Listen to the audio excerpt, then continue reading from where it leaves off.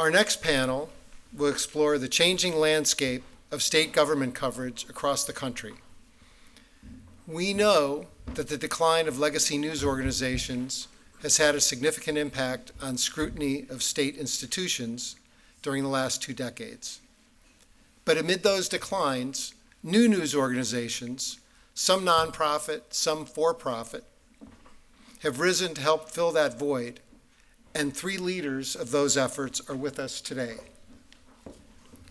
Our moderator for this session is Ted Bridis, Senior Investigative Reporting Lecturer at the University of Florida College of Journalism and Communications. Ted is a decorated investigative reporter from the Associated Press, a Pulitzer Prize winner, and the person who ran the Collier Prize competition from its inception. Our panelists are Alison Bethel, Chief Content Officer and Editor-in-Chief of State Affairs, a for-profit news organization focused on state legislatures across the country, now alive and kicking in 13 of the 15 states and growing. Alison is an award-winning journalist with more than 40 years' experience as a reporter, bureau chief, media executive, and nonprofit leader. She's worked in senior level positions at the Boston Globe, the Detroit News, Legal Times, and the Nassau Guardian in the Bahamas. Before joining State Affairs, she was vice president at Report for America, a nonprofit that places emerging journalists in newsrooms across the U.S. Chris Fitzsimon is CEO and publisher of States Newsroom, the nation's largest state-focused nonprofit news organization. Chris leads the organization's strategic direction and mission, steers fundraising efforts, defines editorial strategy, and works closely with the leadership team and board of directors to ensure long-term financial sustainability and operational effectiveness. From 2014 to 2017, Chris was the founder and original director of NC Policy Watch, North Carolina's leading online news and commentary outlet, where he led a team of journalists, hosted a weekly radio show, and wrote a syndicated column on North Carolina politics and government. And Karen Rundlet. Karen is CEO and Executive Director of the Institute for Nonprofit News, or INN, which supports more than 500 independent 501c3 news organizations across the United States. Karen previously served as Senior Director at Knight Foundation, where she managed a more than $50 million portfolio of grants. And before that, she reported, produced, and managed projects for the Miami Herald, WNBC in New York, and Local 10 and WLRN in Miami. Ted, take it away. Thanks very much, and I'm personally really excited about this panel because we're going to be talking about state government reporting, state accountability reporting, and one of the programs I run here at the University of Florida is Fresh Take Florida, and that is a journalism class for our undergraduates, and we send them to the Capitol every year in the spring to cover the legislature, to cover the governor's office, cover state courts, and do other types of accountability coverage. Each of our panelists here represent really exciting, innovative innovations happening in the news industry space, and this is where growth is occurring and where jobs are being filled, which is really important to us. So I'm going to ask them to take each about 5 minutes and tell us about their organizations, their history, their missions, and their audiences. Most of them have, as you heard from Rick, professional backgrounds coming from sort of traditional journalism organizations, but we'll start alphabetically. We'll start with Alison. It's good to be an A. I am, as Rick mentioned, the editor-in-chief and chief content officer for State Affairs. We are just over 4 years old, founded in August of 2021 in the great state of Georgia. That was our first state. Now we're in 13 states, and we have reporters also in the District of Columbia. So we provide comprehensive, nonpartisan, I really stress that part because we work very hard on being nonpartisan in our coverage, and from the adverbs, adjectives we use, choice of headlines, etc. So we provide coverage of the State House, all branches, executive, legislative, judicial, and also cover state agencies like Department of Transportation, housing, etc. And we also provide legislative tools so people can track what they care most about via keyword searches. You know, if you care about foster care, you can put it on your mobile app. We have a mobile app. And news will come up from whatever state you're interested in, or all states. And so we do both, which is unique for us. What else can I tell you? Let me see if I can get this. Yeah. Our reporters cover the State House full-time, year-round, even if the legislative session in their state is only from January to March or April, because there's always something happening. The governor doesn't stop working after the legislature closes, and the Department of Education doesn't stop educating or whatever because the legislature is not meeting. And we are based in state houses. So we have space in almost all of our state houses. And in the cases where journalists are not allowed to have space in the State House, we're right across the lawn in a building, you know, in space. So our goal is to be in all 50 states. We do, we cover committee hearings, all of that, and we also do enterprise and some investigative work.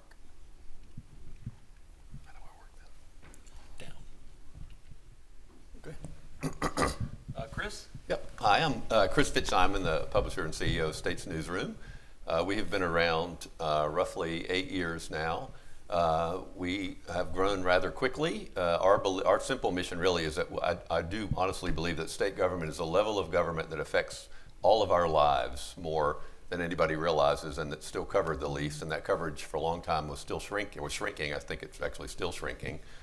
As we speak, even at this university, funding for universities, tuition policy, who's the chancellor, who's the president, or however it's set up, or the board of regents, and whatever the states are called. All those decisions, most of those decisions are made at the state level.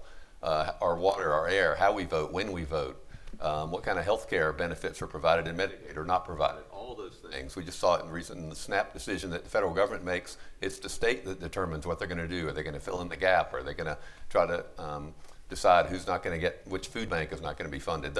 All those decisions are made in effect by people in Florida, in Tallahassee, and in every state capital in America. So that's sort of why we exist, is to try to explain that, make sure people understand what's actually happening on their behalf, and hopefully engaging with our audience and get them involved in those decisions. So just how we're structured.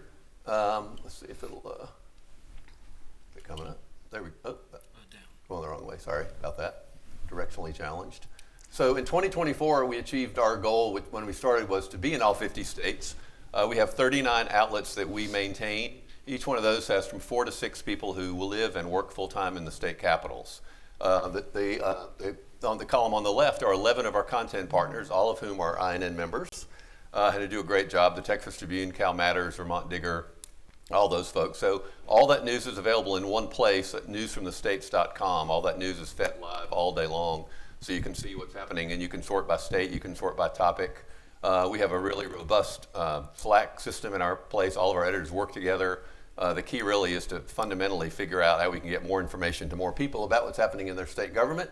This is an old slide, but I just put it up. A big, giant part of our model is, since we're a nonprofit funded by philanthropy and individuals and readers, millions of readers, what our goal is to make that available to all the legacy papers, all the nonprofit papers who don't have the ability or the resources to go to the state capitol on their own. So this slide just shows a handful of states. Those dots represent places in the state where we're reprinted regularly. The larger the dot means it's a metropolitan area or a small area, and we're reprinted by more folks. So if you go to rural Iowa or rural any of these states, and you read about state government in a local paper, a small town paper, odds are it's ours, because a lot of folks can't afford AP anymore, certainly can't afford to send somebody to the Capitol, and AP is not covering it quite as much as they used to. And the state of Washington, for example, used to have several AP reporters. They have a half-time person now who cover state government, and we have 4 people there every day, trying to fill the void the best we can to try to make sure that people know what's happening in state government. And just to give you an idea of the, sorry, I'm going down, right? Mm-hmm. And this is just an idea of just our audience of the last slide, a month at States Newsroom. So in an average month, our folks produce about 4,200 stories, about 150 a day. We're up to about 18,000 reprints. So every month in State Newsroom, 15,000 of our stories, in addition to the traffic that we have, are printed in all those papers across the country. So when funders or anybody asks us, our audience, we really don't know, because we're in tiny papers like Old Wine, Iowa, but we're also in the Iowa, into the Des Moines Register almost every day, because they don't have nearly as many folks as they used to covering state government. On a good month, we'll have about 17 million unique folks come to our site, so it's a pretty sizable audience. We've gotten to 20 million a couple times. It ebbs and flows. That's all of our sites combined around the country, just ours, not our partners. Our sites and our national site. And then we have about 28 to 30 million story views a month across our platform. And so that's a snapshot of what we're doing. But I think that for Maribel's speech, I think a couple of quick things I wanted to say. One is weird. We launched a national podcast a couple of weeks ago. We were talking to one consultant to try to help us understand how to shape it. And he said, have you thought about letting AI do the podcast? Which I thought was unusual, and I said no. And then he said, how about just creating an avatar of someone on your staff and have the avatar do the podcast? And I said, no, we're probably not going to go that direction. But it just goes to show you sort of the space that we're in. And then I want to tell you one quick story. The reason that I do this job and I get up every day when things get frustrating is I shut my door and actually read our sites thoroughly instead of just the scan that I have to do every day. Today there's a story in the Arizona Mirror about a Native American woman who was stopped for driving with an expired license. She's a Native American woman born in Phoenix. Somehow she appeared on ICE's list, and she was being detained for several days, was 2 hours away from being deported overseas to another country, even though she's a Native American person, literally born in Phoenix, Arizona, to a tribe. And our reporter, Gloria Gomez, the daughter of immigrants herself who covers immigration in Arizona, told that story amazingly. And it's those tiny snapshots every day about what's happening and keeping our state government accountable, but also what our federal government is doing and how the states react to it. We have a huge section on our national site called Federal Fallout. We never realized a year ago that we'd be spending so much time explaining to people in state capitals about what's happening in Washington and how it affects their universities, their neighbors, who might be immigrants, their environment, all the things, the cuts to NIH and higher education funding. And whenever you think of them, whether you support those or not, it's really dramatic, the change that's really happened. I think it's changed our mission in a little bit of just talking about state government. Now we try to explain to people in states what's happening to them because of what's happening in Washington. Karen, tell us about the Institute for Nonprofit News and the news sort of environment that you support. Oh. It's counterintuitive. Oh dear. Sorry. Let me do it. Yeah. Sorry about that. Hello, everyone. My name is Karen Rundlet from INN. We are not an organization that publishes. We are a membership organization, so many newsrooms are a part of the Institute for Nonprofit News. It started out in 2009 with just 27 newsrooms, and today there are 500 plus across the country. They are not all newsrooms that produce state coverage. There are national organizations like a ProPublica. There are local organizations like Jacksonville Today or Coconut Grove Spotlight. Those are in Florida. We have some public media members, but we very much have strong State House reporting entities. Chris mentioned some of them before: Cal Matters, VT Digger, Bridge Michigan. So he mentioned some of those before. So really, we're on the side of the work where we're trying to make these stronger businesses.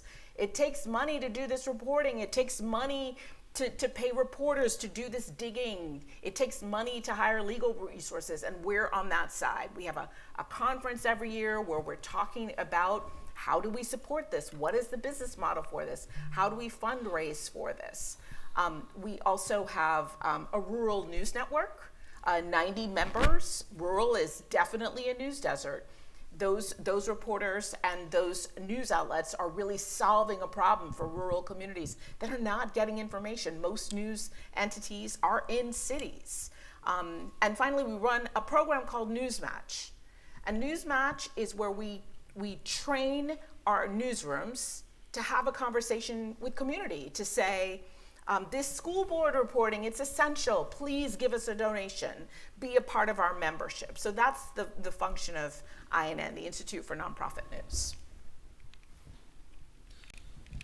I'm going to ask our panel, how do media, either your clients, the staff you support, or your own organizations, build credibility among this increasingly skeptical and divided audience? And also, how do we build credibility among the state government leaders that we're covering to get them to engage with us? They're oftentimes reluctant to sit down with us for interviews. Sometimes we're slandered as enemies or untrustworthy, and unfortunately, some of the recent public opinion polling shows that these criticisms are getting traction. So, what are some particular strategies in sustaining the ideals of our democracy? How do we build credibility? I think it's particularly hard when you cover politics, especially in today's climate and environment. But credibility really starts with relationships. And so we spend a lot of time, the reporters in the field, me, the editors, in building relationships with lawmakers and people who are key to a particular issue, and not just on one side, on both sides, be they liberal, conservative, or whatnot. We spend a lot of time also with the bees that make the hive run, so the legislative aides who know everything, and all the people in the State House. But the most important thing, and Maribel mentioned this, is showing people. So we make every effort to really talk about all sides of an issue. I had a reporter a couple of years ago, maybe a year and a half ago, who said it's the anniversary of Roe v. Wade, being dismantled, and we should write something because women are having to go to other states to seek abortions or to get medical treatment. And I said, okay, so are you then going to write the story about the people who are celebrating that Roe v. Wade has been overturned and who have worked for years for this? And there are millions of those people. And the reporter was like, oh, why would I do that? And so I said, you need to talk about both sides if you're doing an anniversary piece. And I think that our goal is for people to open up their mobile app or to go online and look at our newsletters or our coverage and say, I may not agree with this story necessarily, but they covered the whole spectrum and told both sides. I can't tell whether or not this publication or this reporter is on one side or the other. And I think that builds credibility, and being honest and transparent about things like when you use AI for a graphic or a meme or whatever, really letting readers know this is where we're coming from, this is our process, and this is the end result of it. News that's important to you and that is the news and not an opinion. I would say a couple things. In our case, all of our state editors have long time experience with legacy papers and are really well known and trusted in their community. I always think of Iowa Capital Dispatch, where Kathy Obradovich runs our paper. She was the editorial page editor of the Des Moines Register for 25 years. People know her and they trust her. In Kansas, we have the managing editor of the Topeka newspaper, and people, they know them already, so they come with their credibility. And then all of our journalists live in the community that they cover, which is a really big deal, I think. I think sometimes there's it's easy. You could sit in Washington and just listen in to the legislative debate in Nebraska and write a story. But when you're in Nebraska and people know you're in Nebraska and they know you have the same issues in your community, in your lives, with your families, I think that goes a long way. I do think a lot of the polarization is spreading to state capitals, but I think it's still much worse in national media than it is in state and local media, because there is that relationship. They see them every day. We always say when we're attacked, and I will say another great litmus test for us is we get just as many mean emails or calls from Democrats as we do Republicans, because if some, a Democrat does something bizarre and we report about it, they think, why are you doing that? You're with the media. Well, that's because it's our job. And the Republican will say the same thing. So I think that's a lot of it. But we really do tell people to judge us by our journalism. I mean, not that it matters necessarily, but we have Pulitzer finalists that work for us. We have tons of Neiman Fellows. We partnership with the New York Times. We work with ProPublica often. There's a whole, the media ecosystem, I think, does still have and especially in state and local government, still have a modicum of respect. What I worry about is that that's eroding. And then we were talking at dinner yesterday. What I'm also worried about is that we used to have this societal understanding implicit that when you're going to a horrible shooting or a weather event or a crime or whatever it is, or even the legislature, that where the reporters are there to do their jobs and they're not part of it.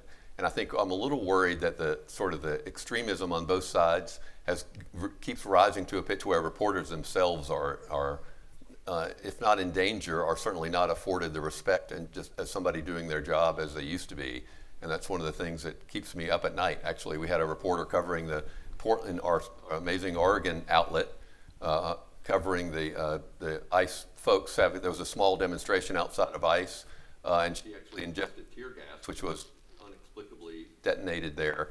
But that's somebody's worst nightmare. The people that trust you as their employer to try to figure out how to keep them safe. So I do think all this is worrisome, but I would say that the credibility of local people in the local states, the cooperation from small local publishers that reprint our content, I think all that helps us in those places.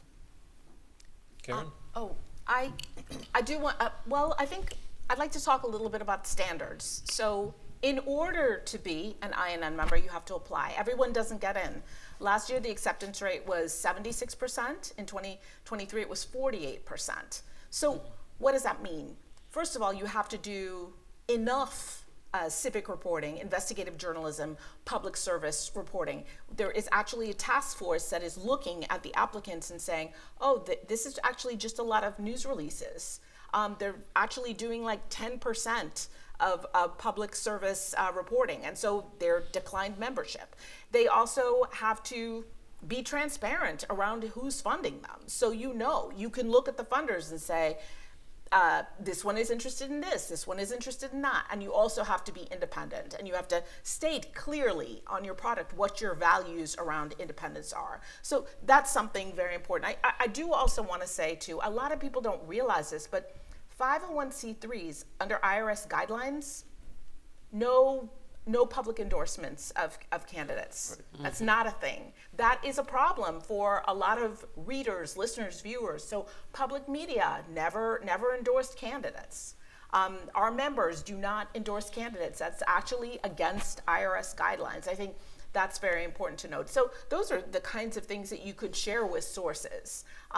Something that's going on the community side, frankly, is, our members, some of the smaller ones in particular, the ones serving local communities, are doing these listening sessions, and they're, Fort Worth Report in Texas, for instance, they did 6 listening sessions, and they're gathering people from different geographic,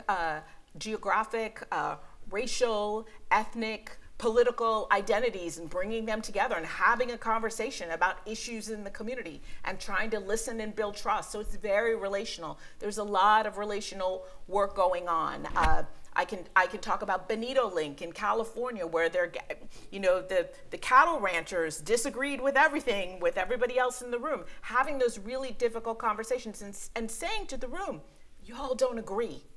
Let's figure this out. Let's at least level set on the same terms. Let's at least level set on the facts, and then we can have a real debate as opposed to misunderstanding each other. So there's a lot of that going on with INN newsrooms as well. Can I just piggyback a little bit on what Karen said, because I think this is really important. Most Americans have never met a journalist in person. And most people have no idea what we do. There are people who think we wake up in the morning and say, who can I lie on today? Or what, trouble can I get in today? And that's just absolutely not true. Media literacy is a big problem. And to your point, most people think not so much of local media, but national. And they judge all of us by what they see on mostly television. So listening sessions, we do some town hall meetings, and really getting out there and being a part of the community, living in the community, talking to people is really important, because we have to take our profession back. We are not the enemy of the American people. And without us, democracy is done. So I think we have to, aside from even doing our job and holding up to standards, which are, number one, that we also have to, open up and let people know what we do, how we do it, and who we are. And through organizations like Trusting News, Yes. there are efforts to explicitly include in some of our coverage explanations and descriptions about why we reported this story, why we report this way, how we operate. Journalism matters only when it's read, heard, or viewed. With the younger generation coming up, they're getting a lot of their news through social media, through TikTok, through Instagram. How do we break through the noise, the competition, and all of the distraction in our lives to win readers' attention? Well, for our audience, they're a niche audience. They care a lot about politics, state politics in particular. And so we don't compete as much for social media. In fact, in a lot of our state houses, TikTok is not even allowed on, your cell phone, like if you're a legislator or an aide or whatnot, at least not to be used in the state house. For the general population, it's harder. It's harder. We've done things like TikToks that explain, break down a news story that we've written, and that doesn't dumb it down, but that gives you the highlights. We've had to really reevaluate how we present news to the audience, because there's so much available. So rather than assume that every story is going to be a long, drawn-out story, we've had to shorten it and condense it into a little more than sort of a sound bite, and also build some of our news around a person, a brand, someone who's really, really trusted. So when you see that newsletter or that email pop up in your box, you say, oh, this is from Brian Howie in Indiana, who's been an institution in Indianapolis for decades. And so people want to see what he writes. Or Vicki and Martin Hoover in Kansas, the same. But I think that the competition is hard, and it's hard to break through. So once you determine who your audience is and what they want, and you give that to them, it's a little bit easier. They're the OG influencers. That's right. That's right.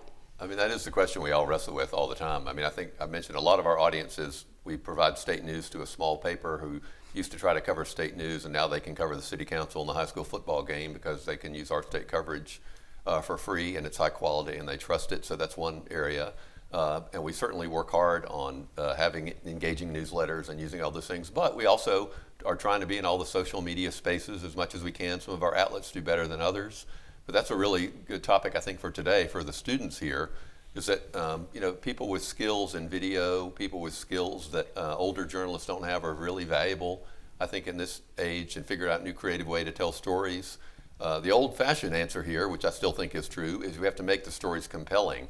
A state budget story seems really boring until you realize that it dramatically affects your family, or dramatically affects your tuition, or dramatically affects the river that flows through your town that might be polluted. Or those stories, all of those stories, Medicaid, all those things have dramatic impacts on our lives, and it's our responsibility to try to tell them in a way to make people understand whatever side of it that you're on, how it really affects you. I would say one quick word of caution here. My big worry a little bit is that when we all turn our news over to third-party platforms that we don't own, that news is then it's not ours anymore. So if you can't just rely on social media companies to present your news the way you want it to be presented. because the algorithm could change. You don't know how it's going to be sorted. Facebook has changed. Now Meta has changed its algorithm about what it allows and what it doesn't allow, probably 20 times since I've been in this job. So you can't keep up with that. You just have to do the best job in journalism you can and try to have as much of your audience know about you from engagements in the community, from subscribing to newsletters, from reputation and all those things. We have to be in all those new spaces, but we also, I think, have to make sure that we don't spend the predominant amount of our resources on things beyond our control. Right. Karen, what are you recommending to the INN members? What are they experimenting with? In terms of breaking through, I mean, I do very much go back to these in-person events and these gatherings that are happening. That's a big part of the work. There's certainly a lot of innovators. I'm going to point you to Civic Lex. I don't know if you've heard about them.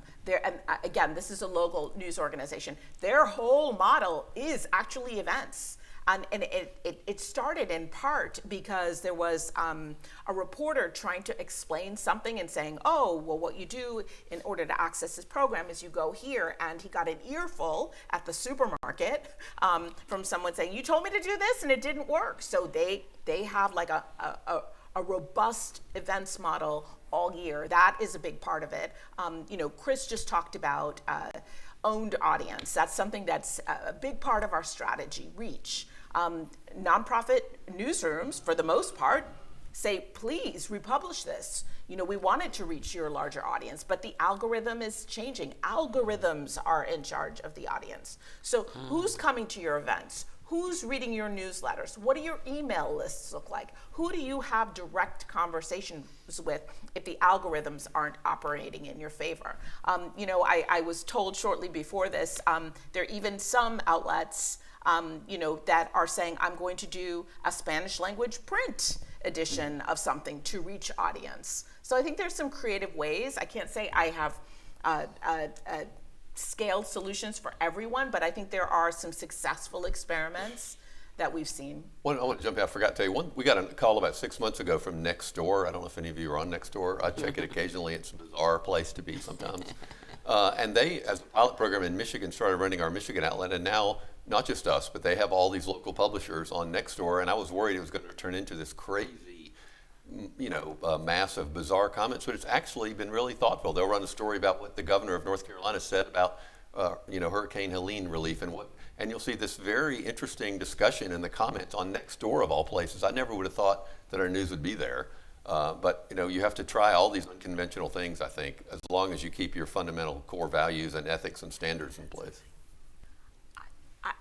I think that's a great point too, Chris. I do want to add, we know that there are moments when people turn to news. We know that happened during the pandemic. First it was information, then it was hand sanitizer, then it was masks, then it was vaccine, but news and information was the first thing that we needed. This happens after a natural disaster.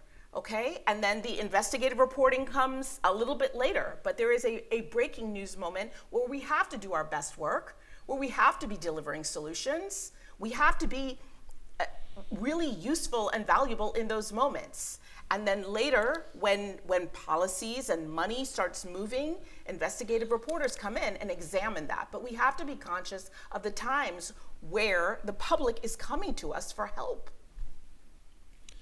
So pivot to the issue of sustainability. Alison, your organization is for-profit. Karen and Chris operate as nonprofits. So what does sustainability look like in the long term? What's the role for philanthropy, if any? Is there a risk of relying too much on that?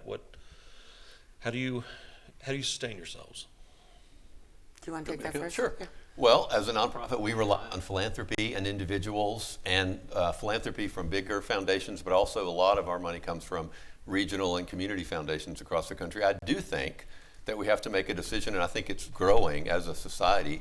Nobody questions that a philanthropic foundation in the community would say, we don't say to the opera or the ballet or even the hospital, we're going to give you money for a couple of years and you have to figure out how to sustain yourself. We say we want to support this because it's a common good or a societal good. So I think philanthropy is always going to have to play a significant role. Not just big foundations, but community foundations, individual giving funds that people have. So I think that's a big part of it. But fundamentally, the key is getting reader support. We get millions of dollars from readers because we're big and national. We have readers all over the country that are very generous. And we have fundraising drives, obviously very frequently, probably annoyingly frequently sometimes, especially this time of the year. I think so. It has to be a combination, I think, of individual giving, of local philanthropy is really maybe the sort of underappreciated formula, and then as many and national wealthy individuals on the national level. But it's a struggle, and frankly, I'm not panicked about what we do. And INN's doing amazing work, and State Affairs is doing amazing work. But the thing I'm most worried about is the towns that have 5,000 people, who's going to the city council meeting, because it's hard to get people. So that's where local communities really have to figure out a way, whether it's even a Facebook group or something. We were talking earlier, there's got to be a way. I think that's where the hardest part is, because there's not a lot of resources in some of those lower income communities, and those public officials and those support networks need just as much coverage as state government and national government. Allison?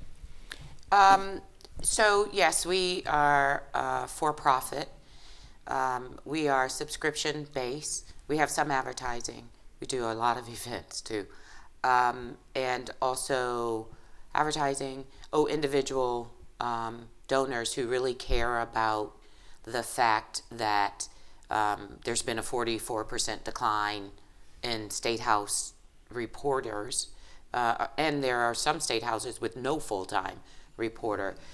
So we believe that news should be paid for, and that there are people who are willing to pay for it.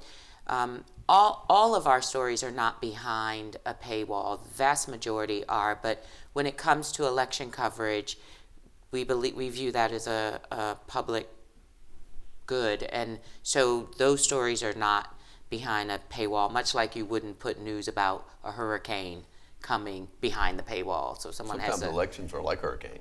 Yeah, that's true.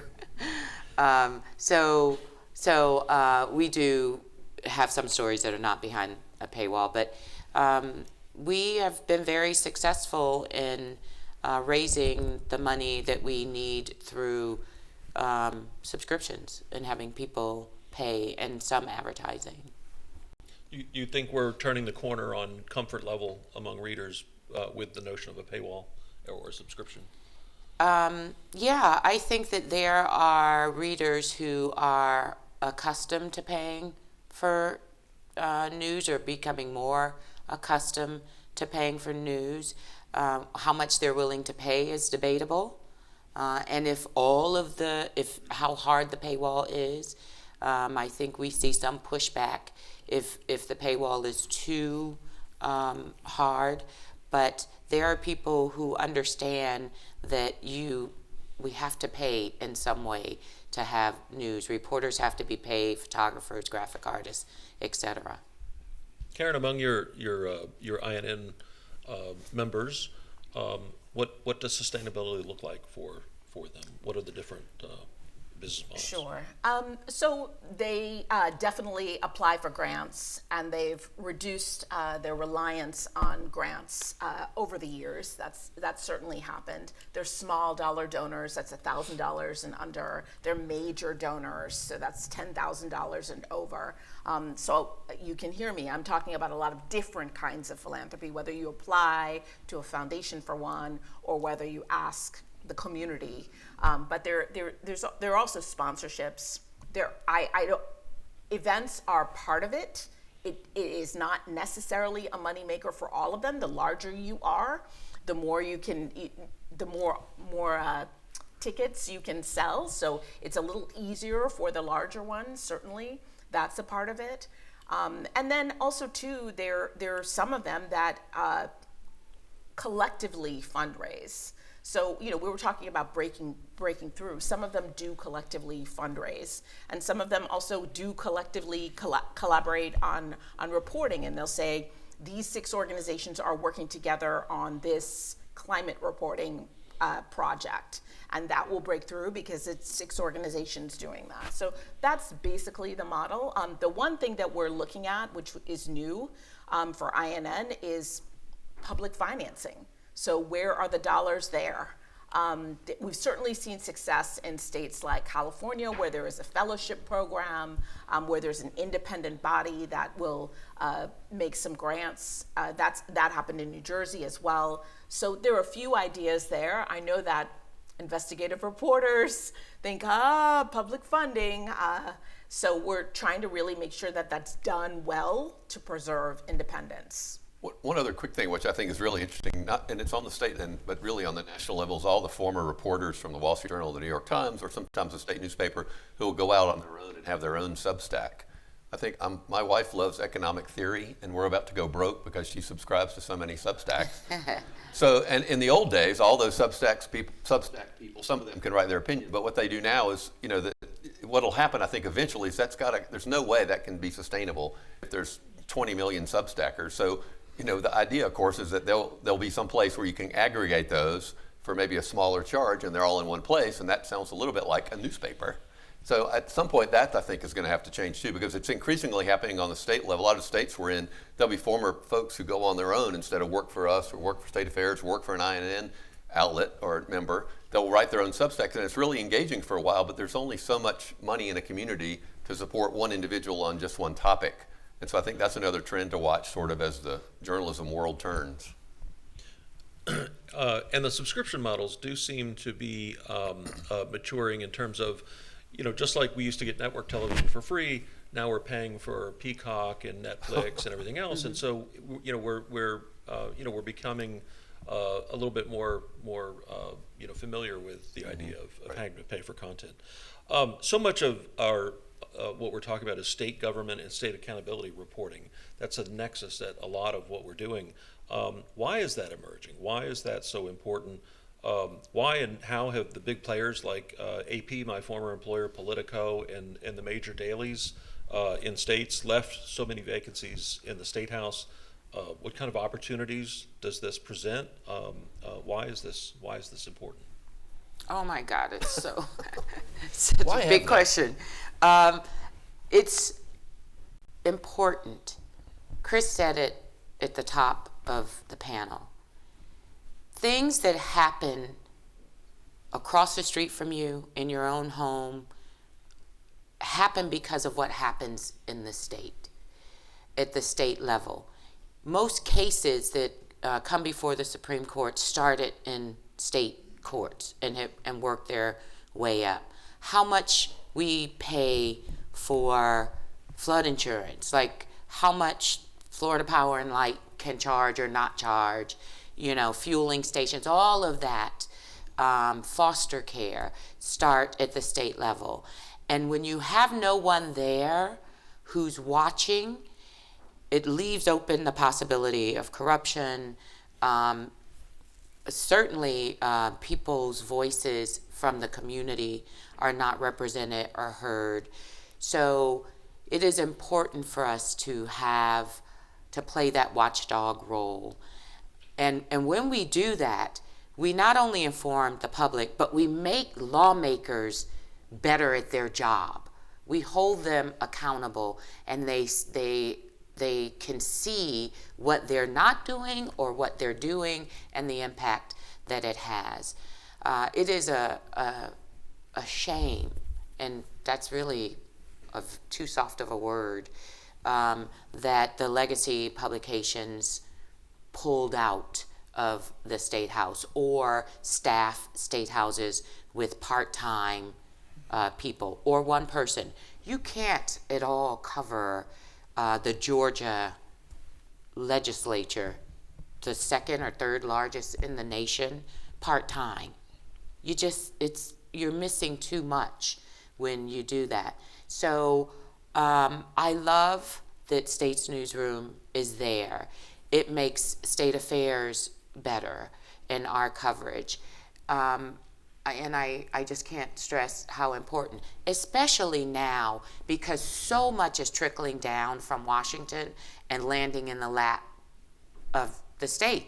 And the state is saying, whoa, so now I have to do this with immigration. Now I have to, so it's really a very important time for us to be covering elections, midterms coming, and what's happening in the State House and the state agencies.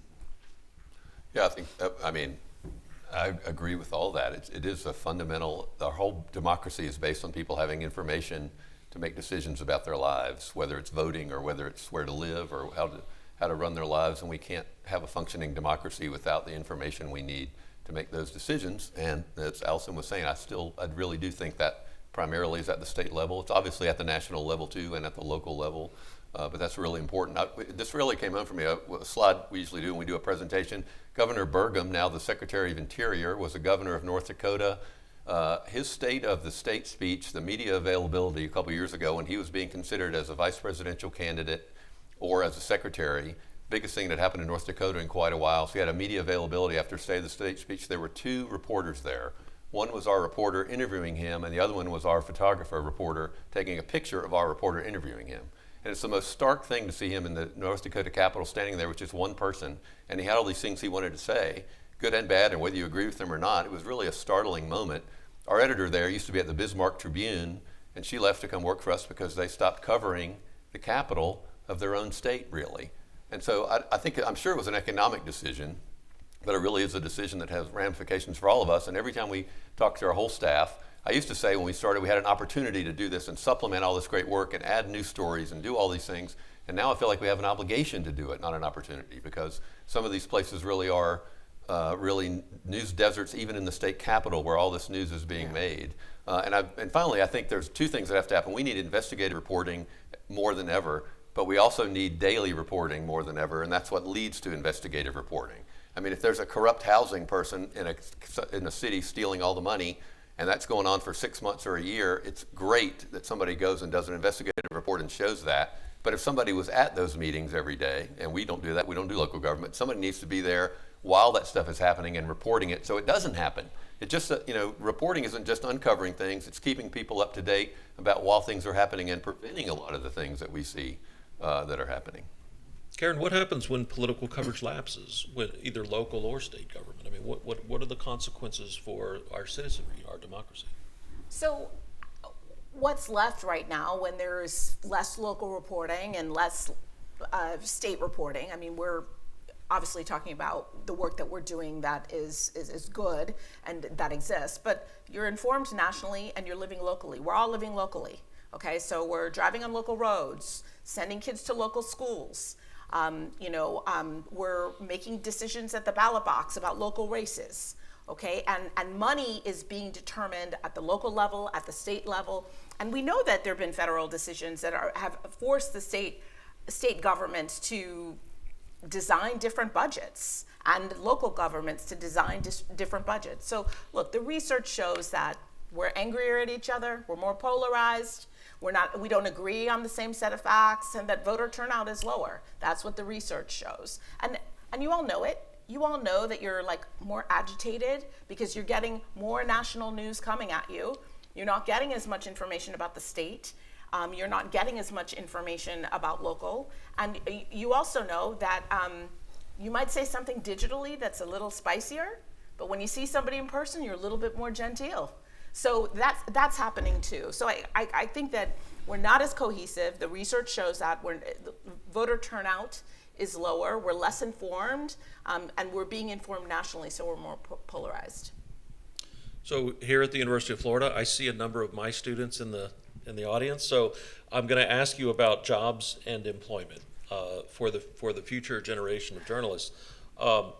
What do we tell aspiring journalists about the qualities, the skills, the experiences that you look for that will make them especially marketable? What should they be aspiring to be successful professional journalists in just a few years? Well, I think that we definitely want people, and Maribel said this, and I think all journalists say this first, who are curious. That's like really important. And who are curious enough to really seek out not the surface information of a story, but to dig deep and really talk to a lot of people. And that's important, being able to talk to people. COVID was horrible for many, many reasons, obviously. But one of the things is that journalists who are young and started their career during COVID, some of them have a harder time actually just walking up to strangers and talking to people in person, not just calling from your room in your apartment, but actually going out and walking up to strangers and talking to them and finding out information. So we've seen that, but that is such a really important part of the job. And it's really important in State House coverage because the people you have to walk up to think that they are like the king or the queen because they're like, Representative so-and-so from District 10, and so it can be a little intimidating. But they're regular people elected by regular people to serve those regular people. And so they owe it to talk about what they're doing for the people in their district. So curiosity, being able to actually get out of your house or wherever you're working and be present and talk to people who you don't know who might be intimidating.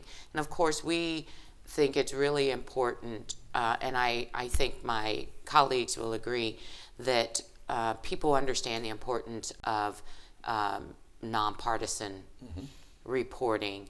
And when you cover politics, you can't do advocacy journalism because you can't.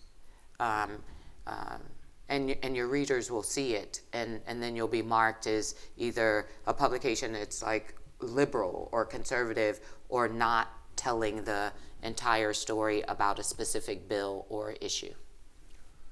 I would say I still think it's one of the best jobs you can have. I think sometimes it doesn't pay as much. Sometimes you can make a decent living. Most of our newsrooms have 4 to 5 people. They all have a veteran editor. They all have a senior reporter, and then a mid-career reporter, and then there's usually one younger reporter position, generally not entry level, but occasionally there have been exceptions to that depending on intern experience or fellowships or whatever. So there's a lot of opportunities that we have that come open, obviously. My advice would be to learn the fundamentals of journalism, which I'm sure you're doing. Writing is the most important thing by 100 miles. But all the soft skills, interacting with people, curiosity, persistence, relentlessness. The best journalists never really stop. Everything you see, you take in, helps you form what you have to ask about or what you think about, and try to put yourself in the position of the people that you interview. Center people in stories. A story really doesn't mean anything if it doesn't affect anybody, and they all affect people. Sometimes it might not be quite as obvious at the beginning about how a subcommittee vote might affect somebody, but I promise you that it does in some ways, and the issue and the topic that they're considering does. And now I think make sure that you gain all the skills in these new areas, whether it's video, whether it's social media. All those things will be increasingly valuable as you move forward, and there are tons of newsrooms that are staffed by people who don't have a good handle and a good clue on how to do those things. But it fundamentally starts on, are you relentless? Are you curious? And I think I'm old enough to want also to be competitive. We do a lot of collaborations, but I still get really excited when we break stories. You want to be the first. There's an urgency, there's a passion about it. That's why I think a lot of people go into journalism, and I think that is still there even in this new era. So I wouldn't want to lose that either. And if you want to cover politics, before you apply for a job, especially for local politics or state politics or even national, you have to know how the government works. Right. Like what is a state legislature? Do they have two, especially in your state, because it's not the same in every state. Do you have a House? Do you have a Senate? What does the Speaker of the House do? So you have to know that. If you cover sports, you have to know what a quarterback does. You can't apply for the job and then not know sort of the basics. So that's really important because it's not something that you can take the time necessarily to learn. It's so rapid and so many decisions and bills are being introduced. So just knowing the fundamentals of how our government works at the state level is very important.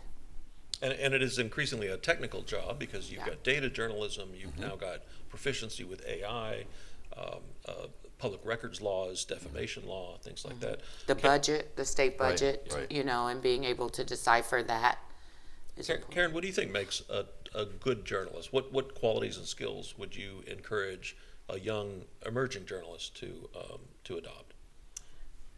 I think what I would say is we know that AI is going to disrupt every sector, and technology has accelerated so many different trends. I think all of you going into this field have to be lifelong learners. So when I was in college, I thought, okay, this is one of the last opportunities.